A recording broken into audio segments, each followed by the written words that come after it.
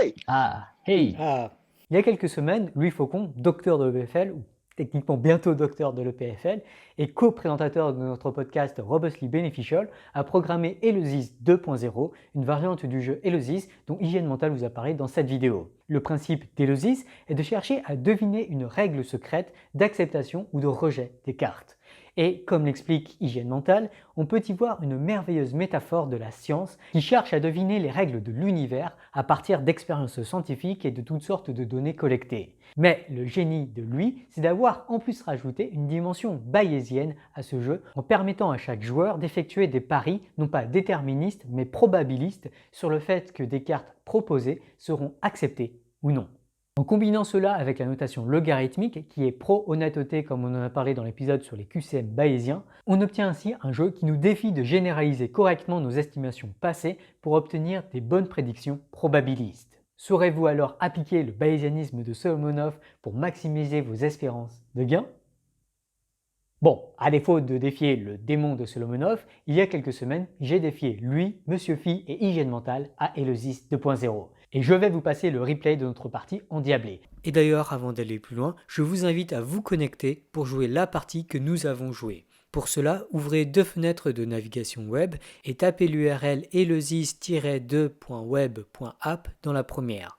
Puis créez une nouvelle partie avec un nom comme maître du jeu.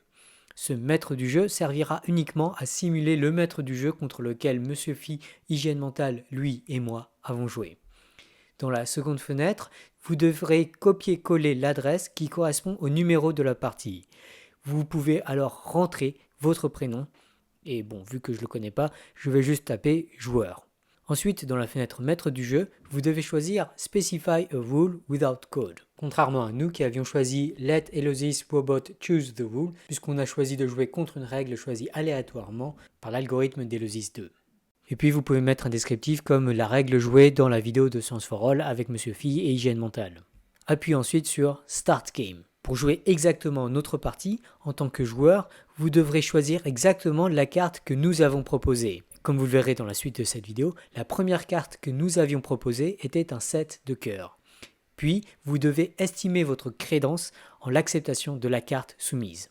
C'est là qu'on vous demande de faire une prédiction bayésienne. Une fois votre crédence sélectionnée et validée, il vous faudra revenir sur la partie maître du jeu. Et pour jouer notre partie, vous devez accepter ou refuser la carte de la même manière que la règle contre laquelle on a joué l'a acceptée ou refusée. Et ça, vous le verrez dans la suite de cette vidéo. Vous obtiendrez ensuite des scores qui dépendent de la qualité de votre prédiction bayésienne. N'hésitez pas ensuite à mettre en commentaire le score que vous aurez obtenu à la fin de votre partie.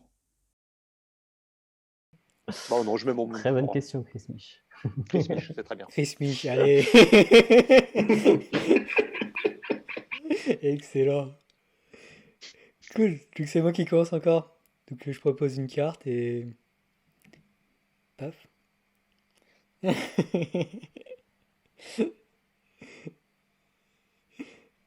Ah! Du coup, je me suis fait... Hey! D'accord. Ouais, Thibaut, il a tenté un truc direct. Donc là, la carte a été acceptée. Écoute, on va voir si c'est couleur dépendant.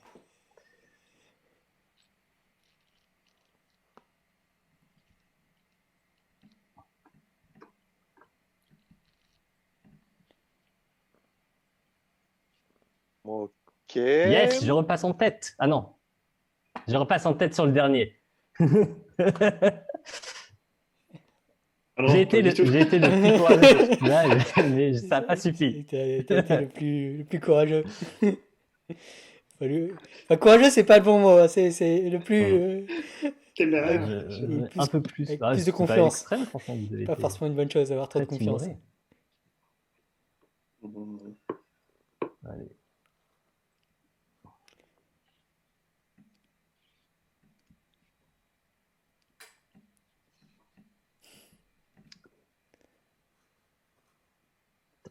Donc du coup, maintenant, c'est à moi de proposer une carte, c'est ça? Ah, ouais, c'est ça. Ouais. Je veux pouvoir d'abord défricher le terrain pour pouvoir éliminer. Parfois, j'ai un mode de pensée où j'essaie de confirmer, Et puis, la plupart du temps, j'essaye de me retourner moi-même pour essayer d'infirmer. Je vais essayer de proposer un truc qui, je pense, du coup, va pas marcher. C'est tout à fait vrai que je triche parce que c'est moi qui codais l'algorithme qui décide quelle est la règle. D'accord. Et maintenant, je vous envoie un lien de GitHub. Vous pouvez voir le fichier qui code l'algorithme qui choisit les règles. C'est juste une liste de les règles et c'est choisi au hasard parmi ces Eh ben, ça me paraît clair. Comme ça, on est vraiment tous au même niveau. Voilà, on est bien tous à égalité. J'ai fait facile, moyen, difficile. Facile, c'est les règles qui dépendent juste de la carte qui vient d'être jouée. Ouais. Ça, c'est des règles faciles. Moyen, c'est des règles qui dépendent de la carte et de une carte précédente. Ouais, d'accord. Et difficile, c'est des règles qui dépendent de la carte et de tout l'historique précédent.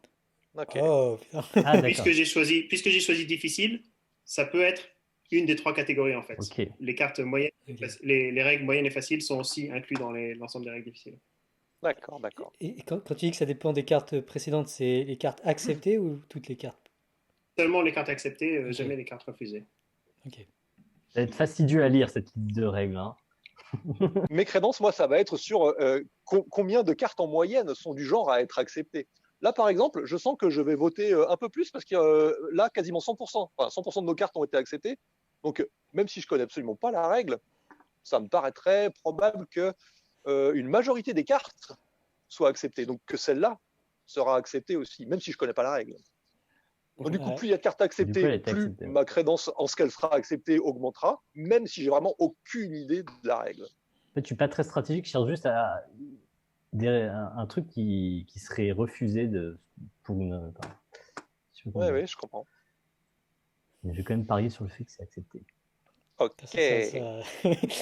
Ça sent la règle, on accepte tout là, c'est bizarre. Et j'imagine que t'as combien de règles au total dans ta liste, Louis? 130. Donc, et j'imagine qu'elle fait partie de ces règles, donc il y a une chance sur 130 que ça soit celle-là a priori. Je propose comme règle, hein, c'est pas définitif, mais que dès que l'un de nous dépasse 5, la partie s'arrête. Et le joueur qui a dépassé 5, pour dépasser 5, il faut faire 5 paris à 100% d'affilée. Mm. Ok. Je sais pas si tu as vu, si tu mets le truc au bout, c'est quand même vraiment, on sent que c'est des Bayésiens qui ont codé ça. Tu peux pas mettre 1. Tu peux pas mettre 1, tu peux J'ai mettre vu, que j'ai vu. 0,999. Non, mais vraiment, et en plus, si tu pourrais. Tu vois, je t'ai passé devant du coup. Parce que là, je parie que 0,999 maintenant. Ouais. Donc toi, tu restes honnête, tu mets pas des crédences plus élevées que ce que ça mérite. Et du coup, voilà. Voilà à quoi ça mène l'honnêteté. Je suis surtout en train de miser sur le fait que vous allez vous tromper ou qu'il y a quelque chose parce que je suis déjà derrière quoi. Du coup, Ah oui, c'est pas faux. Ouais. allez, Ouais. annule-le, non!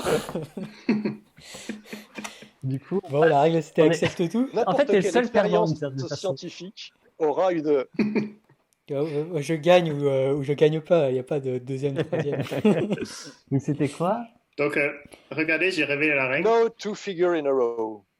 Ne pas jouer 2 têtes d'affilée. Ah ouais, il y avait quand même une Ah, limite. c'était ça, la oui. règle. Ah, Ouais. putain!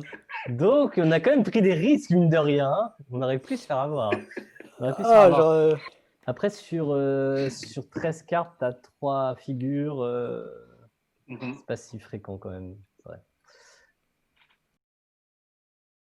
Bon, bah voilà, c'était la première partie qu'on a jouée. Et je ne dirais pas que j'ai perdu, je dirais juste que je n'ai pas gagné. Quoi qu'il en soit, on a ensuite relancé d'autres parties et je pense avoir progressé au fur et à mesure dans mes estimations bayésiennes.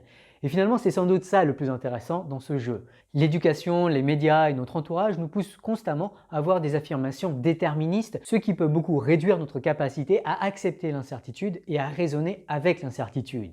Elosis 2.0, en plus de nous faire remuer les méninges, semble aussi nous habituer à parier sur l'avenir et sur les futurs probables et à décrire l'étendue de notre ignorance.